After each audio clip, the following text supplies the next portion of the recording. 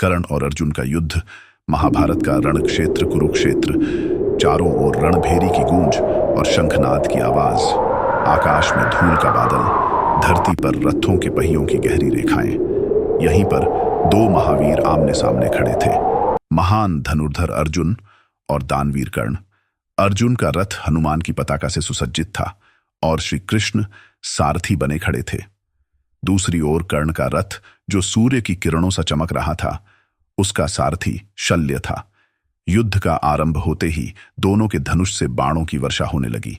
कभी आकाश को ढक लेते, कभी धरती को हिला देते। अर्जुन के तीर बिजली की तरह कौंधते तो कर्ण के बाण वज्र की तरह गिरते। एक क्षण के लिए लगा मानो सूर्य और चंद्रमा टकरा गए हों।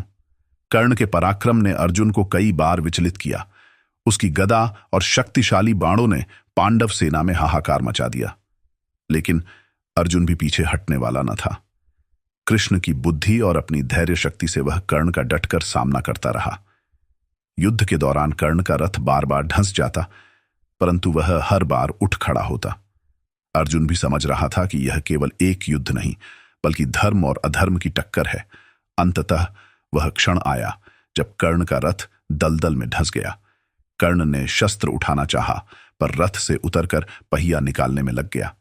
अर्जुन अपने बाण तैयार कर चुका था, लेकिन वह क्षण भर ठिठक गया। कृष्ण ने अर्जुन से कहा, स्मरण करो, यह वही कर्ण है जिसने द्रौपदी का उपहास किया, अभिमन्यु का वध किया। अब विलंब मत करो, यह धर्म का समय है। अर्जुन ने गांडीव उठाया, अग्निबाण और एक ही प्रहार में कर्ण का रथ चीर दिया। कर्ण भूमि पर गिर पड़ा। आकाश गूंज उठा, धरती कांप उठी।